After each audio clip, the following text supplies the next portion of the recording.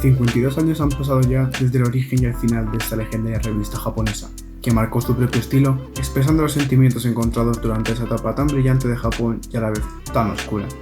Esta última fue la que les hizo salir a contar la realidad con sus cámaras. Con apenas 3 números y un tiraje corto con tan solo 1000 ejemplares, Pro Vogue fue importante para poner las bases de la fotografía en Japón. Destacó por su estilo tan propio, denominado como Are Bure Boke. Se busca hacer de esas fotografías una forma de expresión imposible de realizar con el lenguaje preexistente.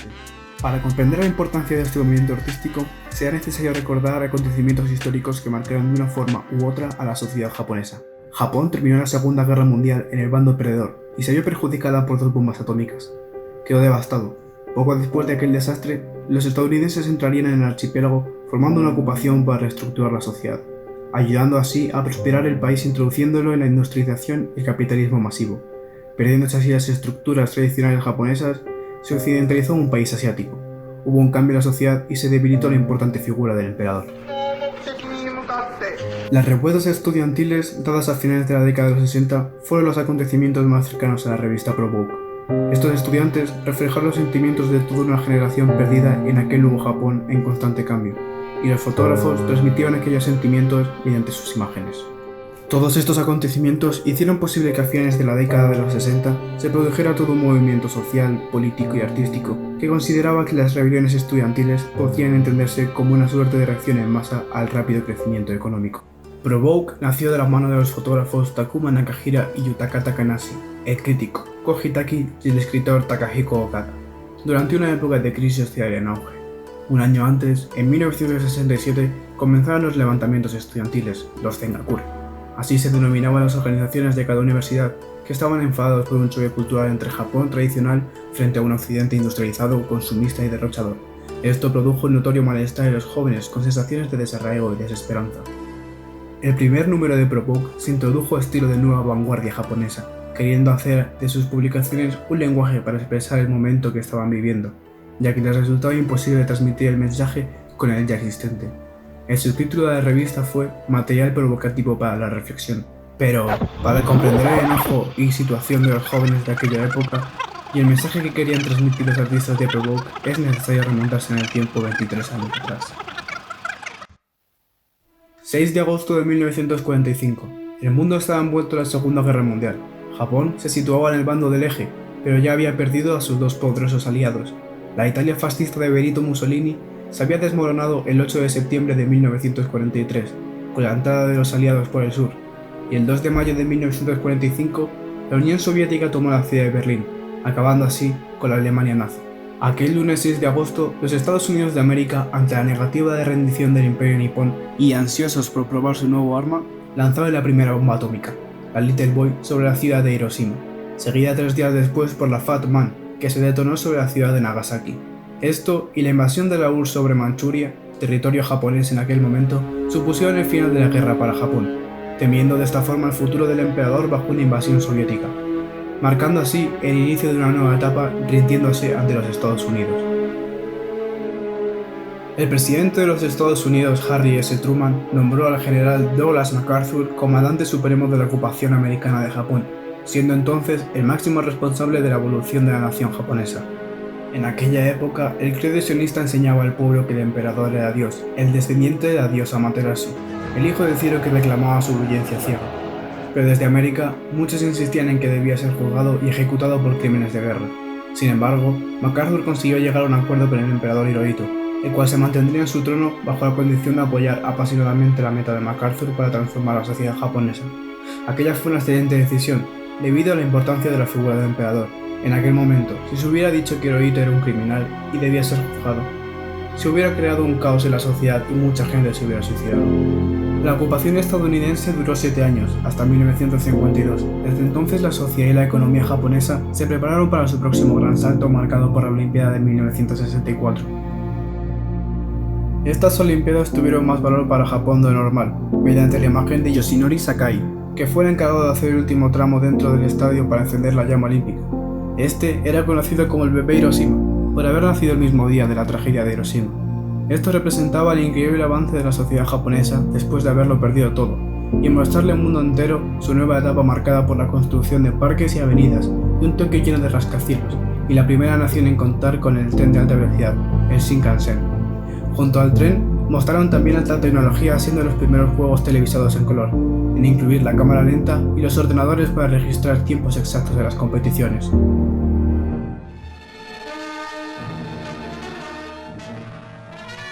Cuatro años después de las Olimpiadas, en 1968, se produjeron una serie de levantamientos estudiantiles contra la universidad, la occidentalización industrializada consumista en la que se introducía Japón, dejando atrás las tradiciones y su forma de vida por culpa de una sociedad en constante cambio.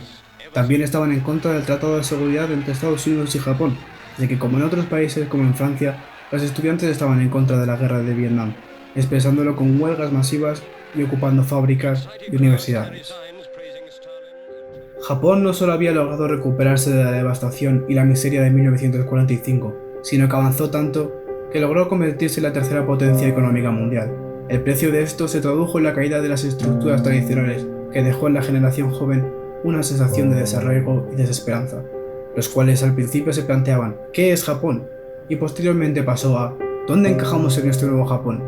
Estos jóvenes sufrieron una crisis existencial. Estos sentimientos tan negativos entre la sociedad joven tiene un origen en el baby boom de posguerra, ya que todos estos nacimientos masivos se tradujeron en un colapso de las escuelas en el futuro. En 1960, la tasa nacional de matriculados en la escuela secundaria era del 57%, mientras que en Tokio ya superaba el 90%. Esta generación fue un 20% más numerosa que la anterior. Cuando alcanzaron la edad universitaria, el resultado fue una feroz competencia académica denominada como Guerra de Exámenes de Ingreso. Una encuesta en 1964 muestra que el 64% de las escuelas secundarias ofrecían cursos complementarios para preparar exámenes, además de las 6 horas lectivas regulares. Las escuelas empezaron a organizar y clasificar a los alumnos según el nivel que habían sido capaces de demostrar en los test. Y después del duro esfuerzo tras competir con tantos otros estudiantes, la imagen que tenía de la universidad no concordaba con la realidad. Imaginaban una vida idílica universitaria con relaciones cercanas entre maestros y alumnos, que caracterizaban antiguos tiempos. Con el aumento masivo de alumnos matriculados, los profesores tuvieron que comenzar a usar micrófonos para dirigirse a auditorios llenos. Se fueron creando universidades nuevas para poder atender la demanda elevada de estudiantes, de tal forma que fueron escaseando el número de instructores cualificados. El resultado fueron clases de bajo nivel y universidades abarrotadas de alumnos. Se calculaba que en el campus no había más de medio metro cuadrado por estudiante. Todos teníamos grandes esperanzas cuando ingresamos en la universidad, pero el producto que recibíamos era extremadamente malo. Se disminuyó en gran medida el estatus social de los graduados universitarios. Debido a la economía en auge, trabajo iban a encontrar, pero un título universitario ya no les garantizaba un empleo en alguna empresa importante. Tenían una sensación de alienación. Les preparaban simplemente para salir de la universidad y empezar a trabajar, sintiéndose un engranaje más de la sociedad capitalista que vivía el nuevo Japón. Este tipo de frustración se convirtió en las principales causas del levantamiento estudiantil. Estas condiciones crearon en las universidades un ambiente propenso para la rebelión contra profesores y la ocupación de universidades en la forma de movimientos en Kioto. Los estudiantes vieron como en pocos años Japón pasó de ser un país en desarrollo a uno plenamente desarrollado. Japón se convirtió en la segunda potencia económica mundial tras adelantar en 1968 a Francia. Los estudiantes se sentían abrumados por tantos cambios y experimentaban una crisis existencial muy común en su generación. En una encuesta en 1968, en la Universidad de Tokio, se preguntaba a los estudiantes ¿por qué protestaban? Y entre las respuestas más populares se encontraban afirmarse a uno mismo, autotransformación, desmantelar la estructura universitaria actual, alcanzar conocimientos genuinos y acabar con el sistema. Durante sus manifestaciones se unían muchos espectadores no afiliados a la causa. Tampoco lo hacían por simpatizar con el movimiento de los estudiantes. Muchos estaban deprimidos por sus nuevas vidas urbanas y expresaban así su descontento. Alguno, quizás, no buscaba más que una forma de diversión que no costara dinero. Durante una protesta en abril de 1968 contra la construcción de un hospital del ejército estadounidense, la multitud coreaba, mientras arrojaban piedras a la policía. Este momento histórico requería urgentemente de nuevas formas de expresión, nuevas ideas y un nuevo idioma para expresar sus propias inquietudes. Los fotógrafos encontraron en sus cámaras un medio inigualable para realizar estas búsquedas existenciales. Provoke. Provoke fue una revista experimental japonesa fundada por los fotógrafos Yutaka Takanashi y Takuma Nakahira, el crítico Koji Taki y el escritor Takahiko Okada. Posteriormente, en el segundo número se incorporaría un miembro muy importante, el fotógrafo Daido Moriyama. El subtítulo de la revista era Material provocativo para la reflexión. Se asemejaba al estilo de las vanguardias europeas de preguerra, en concreto al modernismo, que supuso una manifestación generalizada en toda la Europa industrializada. Al igual que las vanguardias europeas, la nueva vanguardia japonesa contaba con sus propios pilares fundamentales y sus características. Poseían su propio manifiesto, buscaban romper las reglas establecidas y planteaban una postura artística propia. La revista contaba con su propio manifiesto, en el que los miembros redactaban su propuesta artística así como las definiciones del arte. Postulaban que la fotografía era el medio capaz de mostrar la realidad a través de documentos que provocaran la reflexión y una base ideológica. Los 4 fundadores escribieron: Hoy, cuando las palabras parecen haber perdido todo sustento y están suspendidas en el aire, el ojo del fotógrafo captura fragmentos de la realidad que no pueden ser expresados con el lenguaje como lo conocemos. El fotógrafo puede ofrecer imágenes como documentos paralelos al idioma y la ideología. Por eso, temerario cual pudiera sonar, el subtítulo de ProVogue es Documentos provocativos para la reflexión. Buscaban romper con las reglas establecidas. En cuanto a esto, no partieron de cero, sino que los miembros del colectivo Vivo fueron los primeros en desafiar la fotografía clásica japonesa. Fue una generación nacida en la década de 1930, bajo el régimen imperial.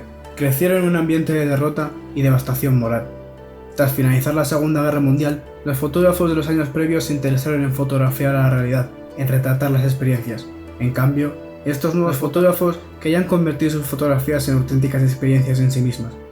El escritor William Klein ejerció gran influencia con su libro New York 1958. El fotógrafo estadounidense transmitía las ganas de alejarse de lo meramente documental para usar sus cámaras como medio de expresión. Los fotógrafos de Vivo no se interesaban en el humanismo propio de la posguerra al estilo europeo. En Vivo se dio una ruptura con el fotoperiodismo, el estilo realista o el paisajismo. Esta decisión causó polémica. Cada fotógrafo trabajaba a su aire sus temas con una visión totalmente personal. Sin embargo, se caracterizaría por una estética puente que vinculaba el viejo estilo del realismo tradicional de preguerra, la fotografía subjetiva japonesa y una mirada aún más agresiva y personal que se daría a finales de la década de los 60, con los miembros de la revista ProVogue. Los miembros de Vivo le dieron la espalda a la fotografía directa, documental y objetiva. Algunos de los miembros importantes de este colectivo fueron Somei Tomatsu y Eiko Hosoe, quienes tendrían una cercana relación con miembros de ProVogue y ejercerían de maestros, influyendo sobre todo en Daido Moriyama. Vivo, aunque con una experiencia corta, es un claro ejemplo de la necesidad por generar una experiencia fotográfica de los cambios sociales en Japón. Es la respuesta a la cicatriz de las bombas y una humillación constante del archipiélago nipón. Gracias a Vivo, pudo surgir una nueva publicación que con apenas un par de números influiría poderosamente en la fotografía japonesa, la revista ProVogue. En cuanto al planteamiento de ProVogue sobre romper las reglas establecidas, recogió la herencia directa de Vivo y añadieron nuevas capas visuales a sus fotografías. Su técnica se caracterizaba por el uso de películas muy contrastadas y tratamientos en el cuarto oscuro que acentuaban las sombras y las altas luces. Con esta técnica se alejaban de la mímesis e iba siendo cada vez más cercana a la ilustración. Las fotografías partían de escenas reales, pero se acababa alterando tanto la cámara y la película que comenzaban a formar una visión nueva, una auténtica realidad fotográfica. La postura artística propia que planteaban les llevaba a alejarse de la fotografía directa. Con su revista planteaban crear un nuevo lenguaje mediante el cual expresar sus sentimientos y los de esa generación. Para ellos existía un sentido profundo que les hacía desmarcarse de la realidad, de esa fotografía registral y documental. El crítico de la revista Koji Taki decía: los fotógrafos debemos usar los ojos para captar los fragmentos de la realidad más allá de un lenguaje persistente. Debemos presentar material que se oponga a las palabras y a las ideas, material para provocar la reflexión. ProVogue no se trataba de un antilenguaje, sino confrontar la palabra, del mismo modo que los estudiantes no eran antiacademia, sino que estaban en una posición que confrontaba la esfera intelectual. Si los jóvenes universitarios salían a las calles a protestar, los fotógrafos hacían lo suyo representando con un estilo visual rebelión, desesperanza y enojo. Sandra Phillips, una escultora y conservadora estadounidense que trabaja en el campo de la fotografía, explica que ProVogue fue concebida en dos planos, el fotográfico y el político. Aun siendo una publicación centralmente fotográfica, también tenía una función filosófica y política. En Provoke veían la cámara con otros ojos, buscaban utilizarla de una forma más profunda, no simplemente para tomar fotografías. Al igual que Colectivo Vivo, los miembros de Provoke se plantearon ¿qué es una fotografía? Y respondieron mediante el conceptualismo por encima del realismo. Se alejaron de la realidad ante una necesidad creativa, partiendo de la subjetividad y la opinión personal. Poco a poco, sus imágenes fueron cobrando una gramática propia, haciendo de realidad la idea de sus fundadores, que se conformaban con el depósito de un nuevo lenguaje. Are Bure Boke. La gramática visual de Provoke se estructuraba en torno al nombre compuesto por 3 palabras japonesas. Are Bure Boke. La traducción de estos conceptos puede entenderse como plano, barrido y desenfoque. Este concepto tenía tanto un propósito estético como de abstracción. Eran fotografías muy contrastadas, empleaban grano reventado y forzaban un desenfoque. Tomaron referencia de los fotógrafos Robert Frank y William Klein, pero acabaron superando y extendiendo las posibilidades de esa estética, que enlazaba el contexto y la estética propia del expresionismo estadounidense. Los fotógrafos de Provoke buscaban acercarse más con sus fotografías a la ilustración, por eso empleaban empastados y contrastes extremos, donde el blanco puro del papel colisiona con el negro empastado de la tinta china. Se trata de imágenes cuya fricción cognitiva, poder visual y profundidad conceptual hace que sea imposible pasarlas por alto. Lo importante de esta técnica es lo que querían mostrar. Era su forma de transmitir esos sentimientos tan negativos entre la sociedad joven: la frustración, la pérdida de estructuras tradicionales, la universidad, una crisis existencial, el no saber dónde encajaban en aquel nuevo Japón. Los fotógrafos de Provoke. Takuma Nakahira y Yutaka Takanashi fueron los miembros fotográficos creadores de Provoke. Sin embargo, en el segundo número de los 3 que tuvo la revista, se unió una importante figura al grupo. Fue el fotógrafo Daido Moriyama. Ellos 3 nacieron justo antes del inicio de la Segunda Guerra Mundial, en la segunda mitad de la década de 1930. A pesar de esto, supieron hacer de los acontecimientos un beneficio para ellos, utilizando su cámara como herramienta para expresar la realidad. Takuma Nakahira.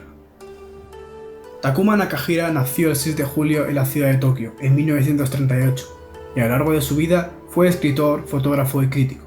Con 25 años se graduó en la Universidad de Tokio, con un título en idiomas extranjeros especializado en el castellano. Curiosamente, inició una primera carrera como escritor, crítico y activista político. Era de esperar que en gran parte fuera el líder político y el portavoz de Provoke. Sus extensos escritos exploran la capacidad de la fotografía para desafiar los contornos en movimiento de la sociedad japonesa de la posguerra. Tras su graduación, comenzó a trabajar como editor en la revista de arte Gendai no Mi. Esta revista tenía un tinte cultural con tendencia izquierdista. Al cabo de un par de años dejó la revista para dedicarse plenamente a su carrera como fotógrafo. Entonces hizo amistades con personas importantes del arte japonés del momento, como fueran Somei Tomatsu, miembro del Colectivo Vivo, Shuji Terayama, escritor y director de cine y teatro, y Daido Moriyama, fotógrafo que se incorporaría a Provoke en su segundo número. En 1965, el fotógrafo Somei Tomatsu invitó a Nakahira a organizar lo que fue la mayor exposición sobre la historia de la fotografía de Japón, 100 años de fotografía, la historia de la expresión fotográfica por los japoneses. Takuma pronto hizo de su propio estilo una base de lo que sería Provoke, el grano reventado y los barridos forzados. Nakahira rompe con el realismo social de la fotografía japonesa e introduce elementos expresivos y de incertidumbre en su obra. Las imágenes borrosas de Nakahira no son simple desprecio por las convenciones de la fotografía, sino más bien un esfuerzo consciente para revelar el inconsciente, tratando de dar una expresión visual de las ideas que tiene en la cabeza. Al año siguiente, con 3 números sacados, Provoke ya había dejado de publicar. Nakahira consiguió llevar su trabajo a un nuevo nivel con la creación de su libro Por el lenguaje que viene, el cual ha sido descrito como una obra maestra del reduccionismo. Desde entonces, hasta su publicación en 1970, Nakahira fue reconocido por su estilo Are Bure Boke. En 1971, Takuma participó en la 7ª Bienal de París, un evento de arte contemporáneo. Sin embargo, se desentendió de todo y vio con otros ojos aquel evento artístico, y decidió realizar un hecho artístico a modo de performance, de forma que decidió salir a la calle y fotografiar todo aquello que estaba viviendo. Salió a fotografiar las calles y gentes de París, lo que estaba viendo y experimentando en ese momento. En el mismo día hacía las fotografías, las revelaba, las ampliaba y en ocasiones las colocaba en la exposición pública hasta húmedas. Nakahira decidió titular a esta obra Performance Circulation. En 1973 se alejó de su estilo dejando de lado el sentimentalismo y acercándose más a una fotografía de catálogo con la publicación de ¿Por qué un diccionario botánico ilustrado? Este mismo año decidió destruir todos sus negativos y hacia finales de la década de 1970 sufrió una intoxicación etílica aguda y perdió la memoria. Consiguió rehabilitarse, pero perdió todo su estilo fotográfico y todo asomo de presencia autoral. Estos dos hechos hicieron que Takuma Nakahira sea muy poco conocido en Occidente. En 1990 fue galardonado con el premio de la Sociedad de Fotógrafos y falleció el 1 de septiembre de 2015 a los 77 años a causa de una neumonía. Yutaka Takanashi. Yutaka Takanashi nació el 6 de febrero de 1935 en Tokio. Fue el fotógrafo de Provoke más alejado del estilo Arebure Book. Se graduó en la Escuela Secundaria de Tokio Aoyama en 1953 y entró al departamento de fotografía de la Universidad de Nihon. En 1956 ganó varios premios gracias a sus fotografías en la revista Sankei Camera. En 1957 se graduó en la universidad y trató de ingresar en varias compañías de noticias, pero no lo logró y acabó trabajando en el cuarto oscuro en Ginza para el fotógrafo Osamu Yaoi. En la revista Sankei Camera en la que trabajaba, acabó publicando su trabajo de graduación universitaria en la edición de septiembre. 2 años después, en 1959, ingresó en la Escuela de Diseño de Kuwasawa, graduándose en 1961. Takanashi realizó desde sus inicios un trabajo comercial en el que tenía siempre presente la ciudad como tema principal. En 1960 realizó su primera exposición individual del trabajo de su serie Something Else en Ginza-garo. En 1961 se casó y desde entonces trabajó en el Nippon Design Center, haciendo fotografía comercial hasta 1970. Mientras tanto, en 1966 llamó la atención de Takuma Nakahira con sus fotografías de la serie Tokyo Gym. Entonces, Takuma era el director de Gendai no Mi y se impresionó con sus fotografías. Inmediatamente invitó a reunirse con el resto de miembros que posteriormente formarían la revista Provoke. Yutaka Takanashi siempre ha fotografiado la ciudad de cerca, lejos, desde un automóvil en movimiento, a veces con imágenes cargadas de poesía, otras arañando la realidad. Como eso es repetir, en su trabajo se confrontan poesía y realismo, espejos y ventanas, lo visible y lo invisible. Posteriormente tuvo un puesto fijo en la Universidad Azuki de Tokio, desde 1980 hasta 2000, que se retiró pero continuó enseñando allí a tiempo parcial. Daido Moriyama. Daido Moriyama nació el 10 de octubre de 1938 en Osaka. Estudió diseño en Osaka y trabajó como grafista hasta 1961, cuando llegó por motivos de su labor profesional al estudio fotográfico de quien fue posteriormente su maestro, Takeshi Iwamiya, un fotógrafo japonés conocido por sus diseños en arquitectura, jardines y artesanía. Comenzó a interesarse por la fotografía. El ritmo y la labor con la cámara le cautivaron de inmediato. Con el tiempo me fui acostumbrando a la atmósfera del estudio y comencé a visitarlo sin ninguna excusa laboral. El mundo de la fotografía liberó mi vida. El colectivo Ibo influyó mucho en su formación fotográfica. La obra crucial para el desarrollo de su formación artística la obtiene de Some Tomatsu, un auténtico punto de referencia. Posteriormente, en 1961, se mudó a Tokio y buscó trabajo como diseñador gráfico, pero volvió al entorno de la fotografía trabajando en el estudio de Eiko Hosoe, que al igual que Some Tomatsu, era un miembro directo del colectivo Ibo con quien trabajó como asistente y fue su maestro desde el punto de vista técnico, pero la obra de Tomatsu era más parecida a la suya. Una interminable exploración del mundo y un deseo inextinguible por relatar la ciudad. Daido no se vio interesado por la fotografía al principio. Fue tras un año de trabajos de toda clase en el estudio de Eiko Hosoe cuando este le empezó a insistir para que un novato Moriyama se iniciara a realizar sus propias fotografías. Terminando así su etapa de formación, Moriyama comenzó a formar su propio estilo artístico. Tuvo la oportunidad de conocer a amigos de Hosoe, quienes le impresionaron o de alguna forma influyeron en él. Miembros del colectivo Ibo, Iko Narahara, Some Tomatsu, Kifuki Kawada o Takuma Nakahira, quien le invitó a unirse a la revista Provoke. También recibió influencias occidentales como fueron Andy Warhol, en el que vio algo de orígenes de la fotografía, y el uso de objetos comunes como fueron las latas Campbell a modo de arte. Y también de Jack Kerouac, uno de los padrinos de la Beat Generation, un grupo de escritores estadounidenses caracterizados por el rechazo de los valores estadounidenses clásicos, el consumo de drogas, la libertad sexual y el estudio de la filosofía oriental. Fueron la antesala de la contracultura o movimiento hippie. Moriyama encontraría en su obra On the Road libertad y nomadismo. Se incorporó a Provoke en el segundo número y se convirtió en el portador del estilo Provoke por excelencia. No se termina de comprender si Moriyama le dio a Provoke su estética o fue la viceversa. Daido siempre fue un fotógrafo callejero, mostrando un Tokio único de barridas, grasas, mafias y arrabal. Durante la década de los 60, Moriyama descubrió su propio camino en la fotografía en la agitada cultura de la época. Entonces, en los 70, se perdió dentro de su mundo de experimentación fotográfica y excesos personales. Daido Moriyama destaca por ser un fotógrafo callejero, mostrando la cara oscura de la vida urbana. Solía buscar distritos ásperos, donde se encontraba la grasa, lo cutre, en los que explica que tenía que ser agresivo para tomar fotos, hacerlas rápidamente. Kabukicho es conocido por ser una zona de ocio y vida nocturna. Clubes diminutos, pubs llenos de humo, bares abiertos hasta la madrugada y todos apiñados en callejones. Es la zona de Japón que el propio Japón pretende ocultar a Occidente. Muchos de sus habituales visitantes eran hombres adinerados buscando diversión para adultos. Otros ya estaban afianzados en aquel lugar y eran miembros de la Yakuza. Ninguno allí quería ser fotografiado. Bajo estas condiciones, tomó una de sus más memorables imágenes, en la que se ve a una chica corriendo descalza por un callejón lleno de basura en plena noche. Se dice que bajo esta foto, la historia era que la chica tenía problemas con la Yakuza y él fue golpeado y forzado a sacar la película y destrozarla tras tomar la foto. Pero como no era la primera vez que le ocurría algo así, había desarrollado una manera de mantener su película intacta, destruyendo un rollo nuevo. Sus fotografías callejeras se caracterizaban por la estética Arebure Bokeh, estar movidas, contrastadas, grano grueso.